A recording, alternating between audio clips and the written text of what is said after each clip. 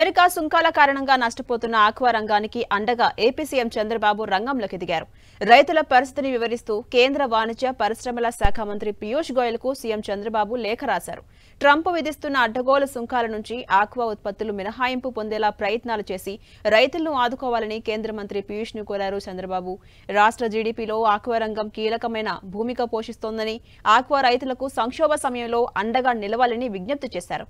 భారతదేశం నుంచి వెళ్లే సముద్ర ఆహార ఎగుమతులపై అమెరికా 27% దిగుమతి సుంకం విధించింది. 2023-24 ఆర్థిక సంవత్సరంలో మన దేశం నుంచి అమెరికాకు $2.55 బిలియన్ విలువైన సముద్ర ఆహార ఉత్పత్తులు ఎగుమతి అయ్యాయి. వీటిలో రొయ్యలే 92% వాటాను కలిగి ఉన్నాయి. అమెరికా దేశానికి రొయ్యల ఎగుమతిలో కీలకమైన భారతదేశంపై 27% దిగుమతి సుంకం కారణంగా ఆక్వా రైతాంగం నష్టపోతుందని చంద్రబాబు లేఖలో ప్రస్తావించారు. ఇక ఈక్వెడార్ వంటి ఎగుమతిదారులపై కేవలం 10% పన్ను మాత్రమే అమెరికా విధిస్తోంది. ఇది మన దేశానికి పరోక్షంగా నష్టం చేస్తూ వారికి అనుకూలంగా మారుతోంది అన్నారు.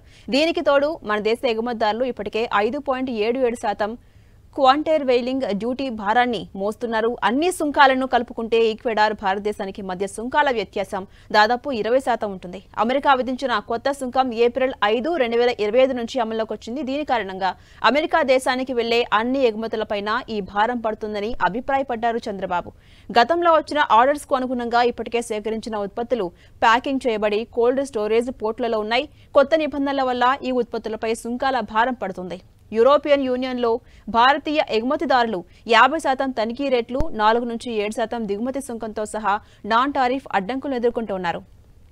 కానీ వియత్నాం వంటి దేశాలు యూరోపియన్ యూనియన్తో ఫ్రీ ట్రేడ్ అగ్రిమెంట్ కింద జీరో డ్యూటీ పొందాయి. ఈ కారణంగా వియత్నాం వంటి దేశాలు యూరోపియన్ మార్కెట్ను సమర్థవంతంగా ఆక్రమిస్తున్నాయని తెలిపారు చంద్రబాబు. ఇక వియత్నాం, థాయిలాండ్, జపాన్ దేశాల మార్కెట్లు భారతదేశం నుంచి సీ ఫుడ్స్ కొనుగోలు చేసి వాటిని ప్రాసెస్ చేసి అమెరికాకు ఎగుమతి చేస్తాయి. అయితే ఇప్పుడు అంతిమ ఉత్పత్తులపై విధించిన అధిక ట్యాక్స్ల కారణంగా ఆ దేశాలు కూడా మనకు ఇచ్చిన ఆర్డర్స్ ను రద్దు చేసుకున్నాయి. ఏపీలో కోల్డ్ స్టోరేజ్లు కూడా నిండిపోవడంతో చేతికి వచ్చిన ఆక్వా పంట ఎక్కడ ఉంచాలో కూడా తెలియట్లేదని, గందరగోళమైన సిచ్యువేషన్లో రైతాంగం ఉందని తెలిపారు. మరోవైపు ఇంకా పంట సిద్ధంగా ఉంది. 27% సుంకాల కారణంగా రైతుల నుంచి పంట సేకరించడం ఎగుమతిదారులు నిలిపివేశారు. ఈ పరిణామాలు రాష్ట్ర ఆక్వా రంగాన్ని సంక్షోభంలోకి నెట్టివేస్తున్నాయన్నారు చంద్రబాబు. ఇక ఈ పరిణామాలతో ఆక్వా రైతులు, హేచరీలు, ఫీడ్ మిల్లులు, ప్రాసెసర్స్, ఎగుమతిదారులు ఇలా అందరికీ సమస్యలు వచ్చాయి. ఈ కారణంగా అమెరికా ప్రభుత్వంతో చర్చలు జరిపి సుంకాల నుంచి రొయ్యలను మినహాయింపు జాబితాలో చేర్చేందుకు అవసరమైన చర్యలు తీసుకోవాలని కేంద్ర మంత్రి పీయూష్ గోయల్కు ఏపీ సీఎం చంద్రబాబు లేఖ ద్వారా తెలిపారు. అంతేకాకుండా సకాలంలో తమరు దీనిపై జోక్యం చేసుకుని సమస్యను పరిష్కరించడం వల్ల ఆక్వాపై ఆధారపడి బతుకుతున్న లక్షలాది మంది జీవనోపాధిని కాపాడవచ్చని సీఎం చంద్రబాబు లేఖలో రాసుకొచ్చారు.